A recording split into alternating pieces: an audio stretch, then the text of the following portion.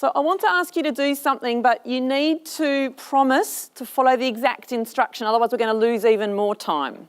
So after that really quite immersive and possibly even intense session, I thought it would be good if we did two things. One is, don't do it yet, stand up. When you stand up, I want you to say to the person next to you, "Hi, my name is Ilsa," or whatever your name is, "and my favourite place to go on holidays is..." That's it. Don't then tell the story about the last time you were there or the next time you're going. You can do that at morning tea, which is coming up after my session. Okay, so my name is, my favourite place to go on holidays is... Okay, so please stand up and just do that with the person next to you. You may already know their name. Okay, that's long enough for 2 sentences. So please sit back down. And as we get into this session now, I'd like to acknowledge the traditional owners of the land on which we're meeting today and the gift that they continue to be, and pay my respect to their elders past and present, and in particular to the spiritual strength of Australia's First Peoples. That's an acknowledgement that we do at all of our board meetings at Meaningful Ageing Australia. And thank you so much to Dementia Partnerships Project for the opportunity to be with you today. You're going on a journey. It's really sudden. You have your basic necessities taken care of. You might never return home. So you haven't got long to quickly pick some things that you're going to take with you. You can only pick 3 kind of extra things. Remember, you've got your necessities, you've got your toilet paper or whatever it is. So, but you're under pressure. You've just got to quickly grab 3 things and get out of there. Picture yourself picking those 3 things.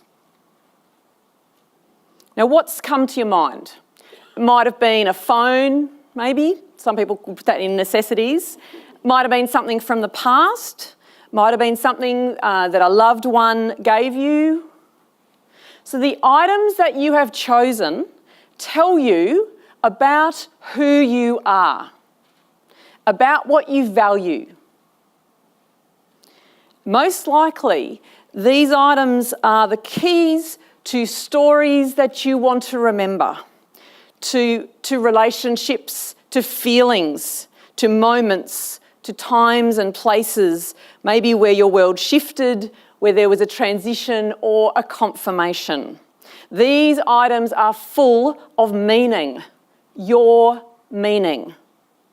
We are all creating and co-creating meaning all the time. What you choose has meaning for you. Meaning is created through layers of experience and by your beliefs about yourself and the world, and by your communities and your culture. It is highly subjective and personal. Burke and Nehemiah write that our self-narratives have core themes that, quote, under optimal circumstances include the implicit conviction that we ourselves have value, deserve to have a fulfilling and positive life, are capable of exerting some degree of control over events, and in general, that the universe is kind and just. Our lives have a reassuring thematic coherence. So meaning making is essential to being human. We can't have quality of life separate from a sense of meaning. So there's meaning in life, sense that things around us point to a bigger story or reinforce our identity. Then there's also other questions like the meaning of life, and the answer is not 42, as some of you may be now thinking, depending on what movies you've watched in the 1980s. And of course, religions have offered answers to these questions over centuries and still do for many people, but not for everyone. Oops, sorry. So today I'm going to talk a little bit about us, Meaningful Ageing Australia. We'll delve into a bit around understanding spirituality, which you've already been interacting with that this morning with the different things that have been talked about, just bringing our take on that, a bit on spirituality and dementia. And unfortunately, we won't have time for questions, but I will stay for a bit of morning tea, so please grab me afterwards or contact me later if you want to follow up on anything that I'm talking about this morning. So Meaningful Ageing Australia is a peak body for spiritual care and ageing. We're a membership-based not-for-profit. Our members are organisations and groups that provide support, care and or accommodation for older people. So you can see that our mission is to enable access to high-quality pastoral and spiritual care for all older people in Australia. And we'll say a bit more about what do we mean by spiritual. And I hope you've already got a sense from that opening reflection that we're not talking about spiritual in a kind of straightforward, narrow way. We have two main activities at Meaningful Ageing Australia. One is that we create high quality practical resources and offer education to help people like you integrate spiritual care into your practice. And the other one, a smaller component but really important, is advocacy with government and key agencies to help them understand this thing called spirituality and spiritual care and the incredible importance it has for people to be able to flourish. We're in a transition in Australia around how spirituality and spiritual care is understood. So, way back it was all about sort of that religious framing, usually a Christian framing that was brought to things. We're beyond that now, and in that process, a lot of people have lost the capability to know how to engage with it within a professional context. So there's still a whole lot that happens in our personal lives around our spirituality in different ways. But how does this work in the workplace? How does this work in supporting people to flourish? A lot of people they're not being given the opportunity to work in that space because a lot of our professional qualifications don't even mention it. So just briefly, some of our members. So you can see that we have some very large organisations that are members of ours. We also have very small organisations. We have not-for-profits, we have faith-based, we have non-faith-based. So a wide range of members. We're still a relatively small organisation. We've only been around for a few years, but we are steadily growing. We in fact doubled in the last year. So we're up to about 64 organisations nationally now. So when I say the word spirituality, what immediately comes to mind for you? Perhaps just jot down 3 or 4 words that pop into your mind straight away. And this is not a test. You will still get your morning tea, regardless of what you write. So just what were the first 3 things that popped into your mind? Just write them down. Okay, does anybody want to just call out some of the words that you've written down? Connection, belief, freedom, peace, love. Bigger picture. Open. Extension. Expansion. This is a great audience. These are some great dynamic words that we don't always get so quickly. 2 more. Being at peace with yourself. And one over here. Energy. Yeah, great. Look, let's put out faith as well, because it is a part of spirituality for a lot of people. But you're absolutely right. I loved that list. So let's have a look at some questions that are getting us into that terrain of spirituality. Questions like, and I'm not going to answer them this morning because we just don't have time, but what makes up a person? What makes up a life? How about this one? Who are you and how do you know? What sustains you? What is your greatest source of strength? These questions are all connected with our spirituality. And you can hear, like some of those words that were being called out, how they fit into some of these things. These are true of all of us. They're true of all older people, which includes all of us, of course, are ageing. And it includes everyone who's living with any kind of diagnosis of any kind of anything, including, of course, dementia. Now, we've got we've got a few challenges in offering the best possible kind of support to people that are living with dementia.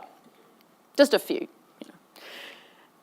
One of them is the way that, and it sort of starts with just ageing generally. So we have a problem in Australia and a number of Western countries, and in fact internationally. I saw Help Age International recently releasing something about ageism internationally. The way that ageing generally is talked about in our community, in our society, by our media, is so negative. And you would be noticing this because a lot of you would be working with a lot of older people. So one of the things that I do is keep an eye on what's happening in the media internationally around ageing and meaning, ageing and spirituality. Often I'm generally looking for positive things that we can tweet that connect with spirituality and meaning, purpose and connectedness as just sort of to link people in with some of the things that are happening around the place. But this is just a sample of the kinds of things that pop up on in my email, like they're just Google alerts. So the top one there was on Sky News, someone talking about, I'm terrified of ageing. The middle one, there was a topic, Australian women are ageing badly. Or the bottom one there is an article in The Australian, killing parents, the top family crime in an ageing Japan.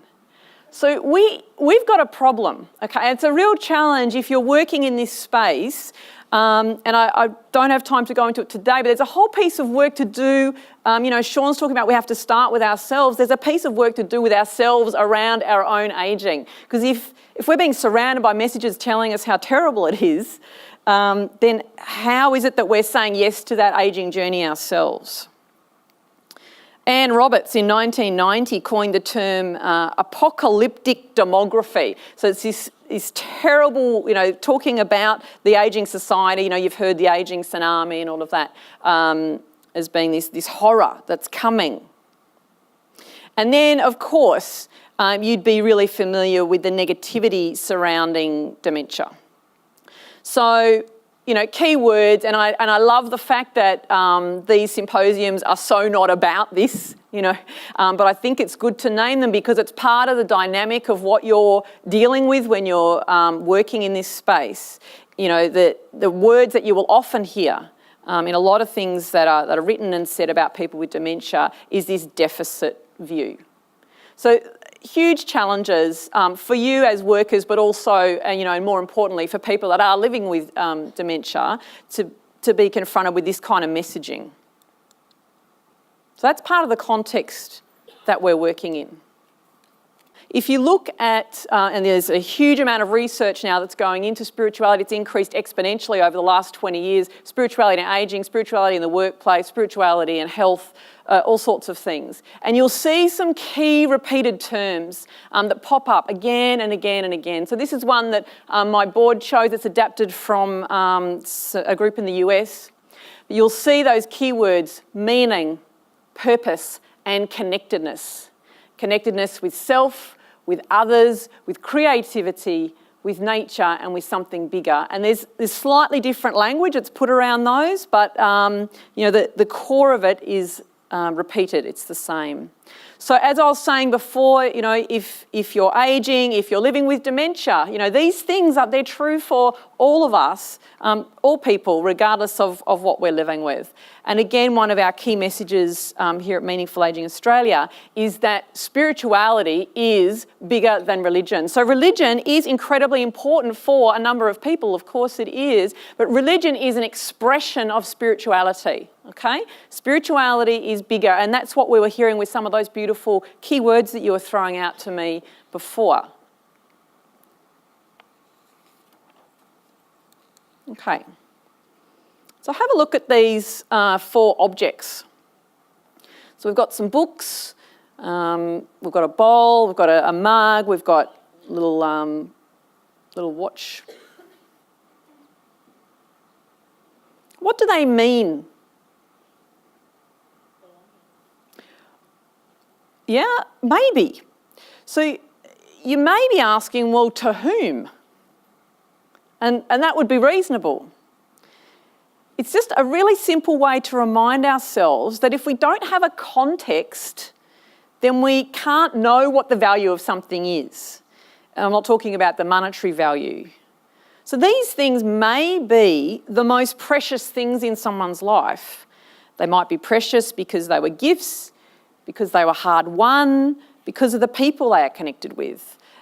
These objects have meaning because someone has a story.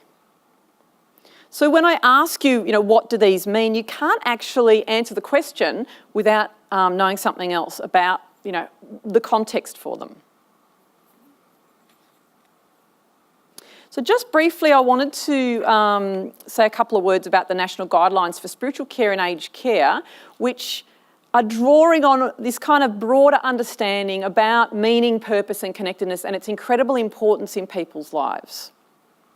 The guidelines were funded by the Australian Government Department of Health. We were the lead agency on them. We worked in partnership with Spiritual Health Victoria and the National Ageing Research Institute. They cover 5 key domains. And when we were creating the guidelines, we had the opportunity to make a couple of really tiny little films. They're just 2 minutes each. And they're both on our website, but I'm going to show one of them to you now. And it's a very, very basic introduction to spiritual care and aged care. Spirituality is part of being human. At its heart is meaning, purpose and connectedness. And we know it's essential for well-being, particularly as we age. We strive to offer people the best care, but we are often stretched for time with overwhelming workloads. We can be so busy looking after the physical needs that spiritual needs can often go unnoticed, leading to a sense of isolation and meaninglessness.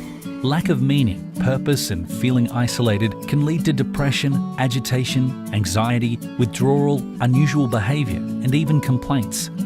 And so this is why the National Guidelines for Spiritual Care in Aged Care have been developed to support our sector to offer best practice in spiritual care.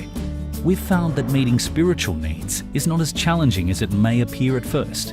It is about a shift toward more meaningful experiences and connections. Little things like tuning into spiritual needs through genuine empathy or offering opportunities for connection, like going outside into nature, playing familiar music and talking about it. Reminiscing. It could be engaging over a meaningful scripture passage or actively looking for roles and activities that give purpose. Spiritual care is part of everyone's role, whether we are a nurse, a carer, a case manager, lifestyle or hospitality staff member. Also knowing when it's best to refer spiritual needs to others is important. Improving our spiritual care will not only make the world of difference for the people we care for, but it is likely to have benefits for staff too in terms of job satisfaction. The National Guidelines for Spiritual Care in Aged Care. Best practice spiritual care in all Australian aged care. Okay, so they were launched in August last year. They're available free as a PDF on our website. Some organisations said they wanted to be able to purchase hard copies, so we also sell hard copies, but they are free as a PDF. Also, the literature review and stakeholder consultation that's sitting behind them is available free on our website. The funding for the guidelines was to create the guidelines. There was nothing, unfortunately, to help people like you with integrating spiritual care in your practice in terms of government dollars. So what we've been doing is, within our member funds, we've been creating some practical guidance material to help our members with the guidelines. We've also conducted education for all of the Australian Aged Care Quality Agency assessors, or auditors as they're now called. We've been doing plenary sessions at all of the Better Practice conferences and speaking in other places where we can to let people know about the guidelines. I've got a PhD candidate now working with us and she'll be doing an evaluation over the next couple of years. So keep an eye out for that. They're focused on residential and community aged care, but there's lots of elements of them that are easily applicable into other environments. So just really briefly, in terms of some of the theory that's sitting behind things like the guidelines, Elizabeth McKinlay is an Australian researcher that is sort of semi-retired now, but she really got the ball rolling on spirituality and ageing and articulating its importance for people. You can see there's some key domains there. If you're someone who doesn't like these kind of models, maybe just relax for a second. I won't spend too long on it and then we'll move into something else. But some people really love to sort of see, how does it all fit together? So the idea is that by attending to someone's spirituality, by helping someone attend to their own spirituality, that there's a deeper piece of work going on for them as they age. So it's the importance of those daily interactions and daily moments is absolutely there. And it's not just because it's good to be kind or to get alongside people, but it's because ultimately you're actually contributing to a deeper piece of work. And there's lots and lots of different ways that we can do that within our care roles. So there's things that people really need the opportunity to do, and you would know the importance of life review that often comes through with giving people these opportunities to reflect, to get in touch with some of these deeper things, with those questions around who they have been and who they want to be now. Anne Victoria studied care on offer at a specialist Alzheimer's unit for a whole year.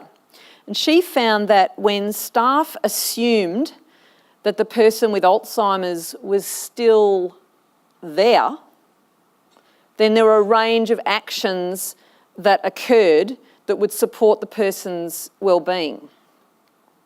And these things would be familiar to you. So the focus is not doing to the person, but with. By relating to each person as a person first, then a lot of other things are enabled that would otherwise be inaccessible if we approach the person, Sean's sort of thing about the fingers in front of the face or the veil. He was talking about depression, but I think the same thing actually occurs, with a whole range of different topics, like if you approach someone with a diagnosis, through that lens first, it will change the way you relate. And what we do in spiritual care, and I know this is important to all of you, is relating to the person as a person first. And there may be some information that's useful to know that's related to diagnoses, but that starting point. So we want to move that veil away as much as possible. One of the things we talk about in spiritual care is parking our assumptions. As a nice example, I was talking to Karen at our office just this week about the time that she'd spent on the weekend, just chatting about how did you spend your weekend, and she said, that she was doing some stitching. Now, Karen makes quilts, as does her mother and sister. So if I told you, here's a woman, she spends her time on the weekend making quilts, what other kinds of activities do you think she would like to do to relax? Anyone want to just call out some guesses? Craft. Yeah. Painting. Okay. So what Karen was actually doing was doing her quilting, stitching, whilst watching the motor sports. She's very, very passionate about motorsports. So for her, she's actually kind of interested in quilting. Her sister and her mother are really passionate about quilting, and she partly does it to maintain a connection with them. But the thing she really loves is watching those cars race around that track. I mean, what a great image. And I said to her, can I use that? She said, yeah, go ahead. I just think it's a great example of let's not make any assumptions. Just because someone does X or likes Y, it doesn't mean that A, B and C are also going to be always true. It might, we might get into a ballpark, but we have to test with the person what else is important to you. So parking our assumptions. We need to relate to people as more than body, brain and breath, and that's from Eileen Shammy. We need to relate to them as more than the sum of their parts. Christine Bryden, some of you might know, she's written quite a bit, living with a dementia diagnosis. She was doing a presentation a couple of weeks ago in Canberra, where I was. She's been doing a PhD, and she's talking about self. And one of the things that she said, I am a continuous self. I just think so important. So in her study that I mentioned before with Victoria, who was doing the observations for a whole year, she identified 5 key elements to really great support. And I'm quoting now from Killick, who's written about Victoria's work. Felt meaning. It's a non-cognitive understanding developed between the older person and the staff member. So you know from your own work that you can connect with someone in so many ways. So I want to really affirm what you're doing. Non-cognitive understanding developed between the older person and the staff member. Destinations of the mind, so geographical and emotional places, destinations of the mind, places that each individual older person occupies. Traits of being, surviving characteristics which the staff are able to bring out, often to the amazement of family.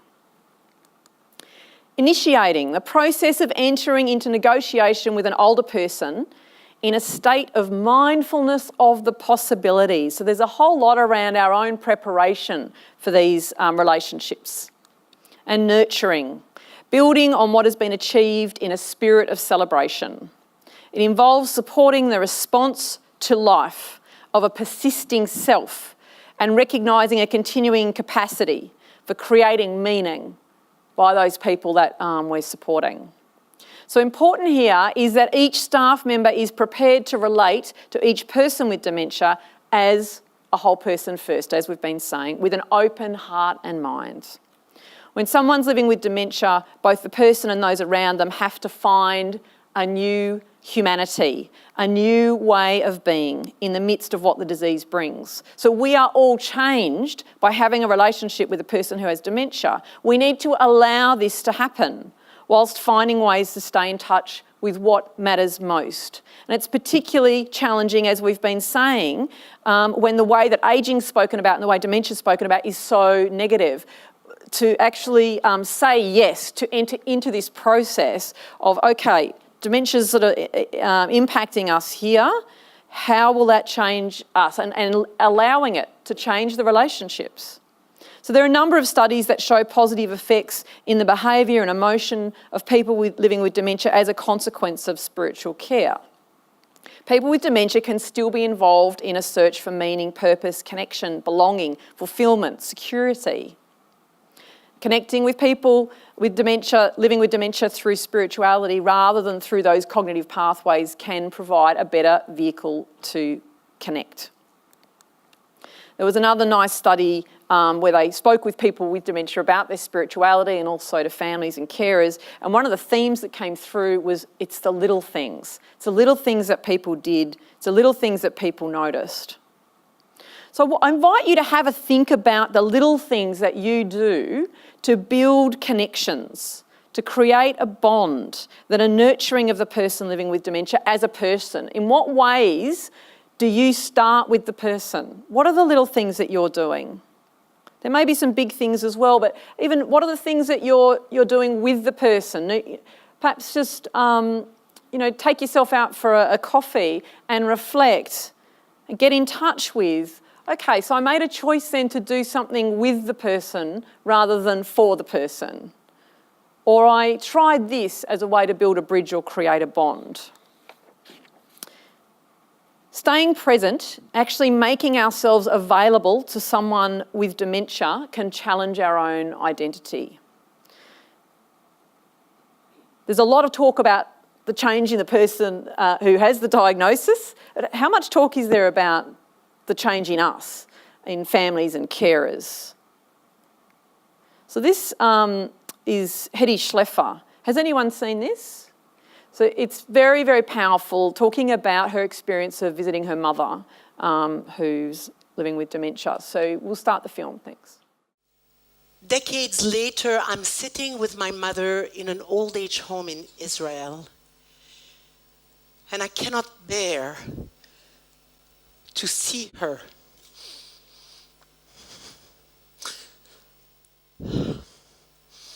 She's sitting in a wheelchair. She doesn't know who I am. I feel guilty, I feel sad, I'm struggling, I'm angry. This is my hero. Why should she be here? And I realize that I'm not visiting her. I'm with my own emotions, and I make a decision. I'm going to cross the bridge to the world of my mother. I will leave the world where I am struggling, and I will go and meet her. And I will bring with me new eyes. And so I did. I came, I sat across from her, and I crossed the bridge, and I landed in her world, and I looked at her, and she looked at me. And in Yiddish, she said, "Du bist meine Tochter. You are my daughter." And I started to cry, and with her hands, she gently wiped my tears. She hadn't recognized me for months. Of course, I hadn't been there emotionally. But you can see that fundamental point about dealing with ourselves in order to be able to enter into a relationship with the other person, a connection with the other person. And this is actually true of spiritual care generally. It's not specific to sitting with someone who's living with dementia, but we're challenged on a whole other level when someone's not able to communicate in a kind of linear way with us. And so it's really highlighted that need to attend to ourselves first. So, what are some things that I can suggest to you? The first one is to understand your own spirituality. Now, you will all have your own ideas about what this is, what I mean by this. You may be struggling with some of the things that I'm saying because it may not feel familiar or ring true for you. So I can't tell you exactly, what your spirituality is, and I would never tell you what it should be, but I can tell you that we have some things in common as humans: meaning, purpose, and connectedness. Connectedness with self, with others, with creativity, with nature, and with something bigger. Now, not everybody believes in that something bigger. That's okay, but that can be a part of your spirituality. So spend some time, again, take yourself out for another coffee. Those opportunities to reflect can be so rare, but they are so important, because if we want to be genuinely available to another human being, we have to feel kind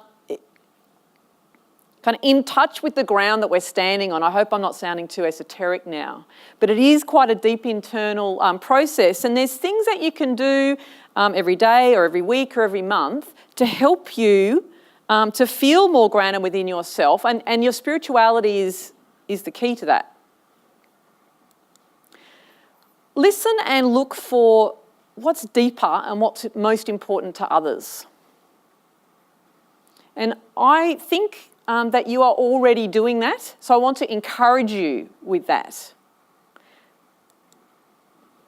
Have courage. So we've been talking about the negativity around ageing and the negativity around dementia. So it's a difficult environment that you're working in. So I really do encourage you to have courage, to take the time to notice the impact that you're having, and also the impact that the people that you're working with are having on you. Notice the things that are worth celebrating. And, there's practical tools around. So as I move towards the end of the presentation, I'll just quickly flick through some examples. So these are some of the things that we produce at Meaningful Ageing Australia. We've got a basic orientation program to help people, staff working in a whole range of roles, to understand spirituality and spiritual care.